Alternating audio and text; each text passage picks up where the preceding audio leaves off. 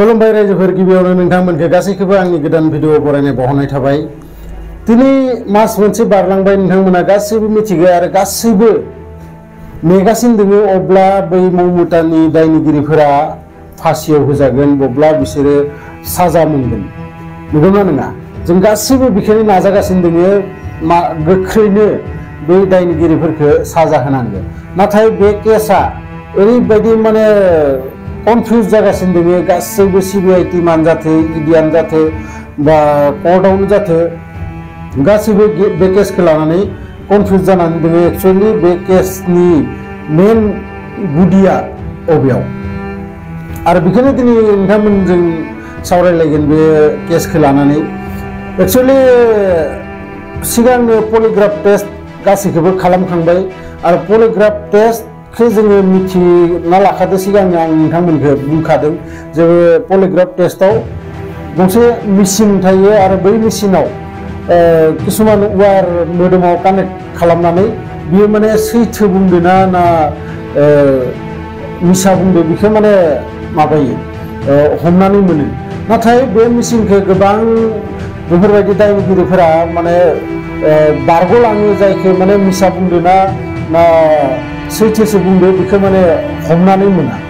आरो बिनि थाखाय एबार माने सीबीआईफोरा कर्टआव आपिल खालामदोंमोन जे रिक्वेस्ट खालामदोंमोन सन्जय रायखौ माने नार्क' टेस्ट खालामनो होननानै। आरो नोंथांमोना मिथिना लानाया मोजां नार्क' टेस्टआ मा।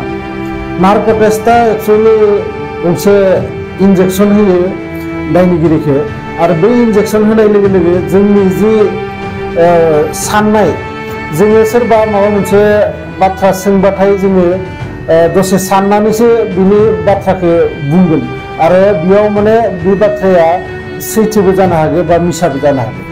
नंखायबो जानो हागौ आरो बिनि थाखायनो बे इन्जेक्सनखौ होनाय लोगो लोगो मा जायो जे बै साननाय टाइमखिनिया मोना जायो बेहा माने साननायनि जि केपासिटि बै केपासिटिया गैयै जायो आरो बिनि थाखाय बियो जा सोङो बिनि मेलेमा खामानि होआ आरो बियो जा बिनि गोसो सिङाव सैथो दोङो बेखौनो बियो बुंनानै लानांगौ जायो आरो बिनि थाखायनो एबार नार्क' टेस्टनि थाखाय कर्टआ एप्रुभ होबाय आरो सन्जय रायखौ एबार नार्क' टेस्ट खालामसिगोन साननैसोआवनो। आरो सन्दीप घोषनिफ्राय गोबां माने आपडेट ओंखारबोदों आरो आपडेटफोरा जाबाय सन्दीप घोषआ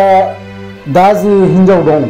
बै हिन्जावा सेकेन्ड हिन्जावसो। सिगांनि हिन्जावा प्रेगनेन्ट टाइमाव बै सन्दीप घोषआ बिखौ बुग्लि बुथारदों होननानै मिथिनो मोनो आरो बिनि लेपटपावबो गोबां भिडिअ गोबां फट' मोनो जेराव माने नोंथांमोनाबो खोनानानै आसरित मोनगोन सन्दीप घोषआ एक्चुअली मा टाइपनि मानसिमोन। सन्दीप घोषनि लेपटपाव गोबां हौवा मानसिनि माने न्यूड पिक्चार मोनो आरो लोगोसे बे केसाव सोरबा दुबाइनि मानसि कानेक्सन दङ होननानै मिथिनो मोनो। दासान्दि बेखिनिल' आपडेटखौ सीबीआईफोरा मिथिनो होदों आरो दाबो बे केसाव साजाया मब्ला जागोन आरो नोंथांमोना गासैबो मिथिगौ जोंनि इन्डियानि कर्ट बा केसफोरखौ माने बोसोर हमनानै जोंनि केसफोरा सालायगासिनो थायो आरो बेयाव बुंनो थाङोबाथाय दायनिगिरिफोरा आरामसो खालामो। दिनै नाय थैनाया थैलांबाय नाथाय सन्जय रायखौ दिनै बेसेबां सिकिउरिटि बेसेबां माने मोजाङै लाखिना दोनदों बिसोरो जाहाथे बे मानसिया साजानि मोननायनि सिगां थैलाङा। बै सन्दीप घोषखौ बेसेबां माने VIP सिकिउरिटि होनानै दोनदों जेन माने खोब गेदेर सेलिब्रिटिसो। गतिके जोंनि इन्डियानि आयेन कानुनफोरा बेफोरबायदि नोंथांमोनाबो खोनानानै हयथ' मिनिनो ओंखारगोन। जाय दायनिगिरि बिथांमोनखौ फटकनो माने साजा मोना मानोना जोंनि इन्डियायाव मोनसे रुल्स दङ नांगौ माने हाजारसे दायनिगिरिया बासायलांथो थेवबो माने खुनु दाय गैयि सुबुङा जाहाथे सास्ति मोना बिनि साजा मोना। आरो लोगोसे कलकातायाव मोनसे जाथाय जाबाय दङ दा गासैबो डक्टरफोरा प्रटेस्ट खालामनायखौ गाराखै आरो बे गारिखौ नुनानै ममता बेनार्जीया कर्टआव आपिल खालामदोंमोन सुप्रिम कर्टआव आरो सुप्रिम कर्टआ इखालिनो माने रिक्वेस्ट खालामहरोमोन बिथांमोनखौ जे डक्टरफोरा हस्पिटालाव थां गावनि गावनि खामानियाव थां नङाबा नोंथांमोनखौ सरकारि भाबै एक्सन लानाय जागोन होननानै नाथाय दा जेराव प्रटेस्टआ दाबो माने थाबथायाखै आरो थाबथायो बै प्रटेस्टारफोरा बुंदों जे एक्चुअलि सिनियर डक्टरफोरा गासिबो खामानियाव थांजोब्बाय जुनियर डक्टरफोरासो बै प्रटेस्टआव दोङो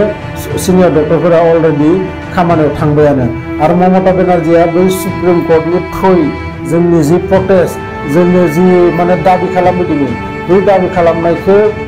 सुप्रिम कर्टनि थ्रुयै बियो माने जोंनो मोनाथो होननानै बेफोरबायदि खामानि मावो दोङो होनना आरो लोगोसे बेखौबो नोंथांमोना मिथिना लानाया मोजां कलकातानि डक्टरफोरा एक्चुअलि मा नागिरदों बिथांमोना नागिरदों जे गासै हस्पिटालावबो सासे लेडि सिकिउरिटिनि बेबस्था खालामथों आरो सेपारेट बाथरुम बिथांमोननि थाखाय बानायथों आरो गासै जायगायावबो सीसीटीवी केमेरा लगायथों बेखिनिल' ममता सरकारनो बिथांमोना दाबि खालामदों नाथाय बेखिनिखौनो ममता सरकारा होनो माने राजि जायाखै दाबो जायखिजाया भिडिअआ एसेनोसै मोजां मोनोबाथाय लाइक खालामना हो मोनसे आरो लोगोसे नोंथांमोननि लोगोफोरजोंबो शेयार खालामलाय आरो जायफोरा गोदानै आंनि चेनेलाव फैदो चेनेलखौ साबस्क्राइब खालामना लाबानो जाबाय मानोना आं बेफोरबायदि भिडिअ नोंथांमोननि थाखाय लाबोगासिनो थायो लोगो मोनगोन नेक्स्ट भिडिअआव बिदिनो मोनसे इन्टारेस्टिं भिडिअ लानानै गोजोन्थों।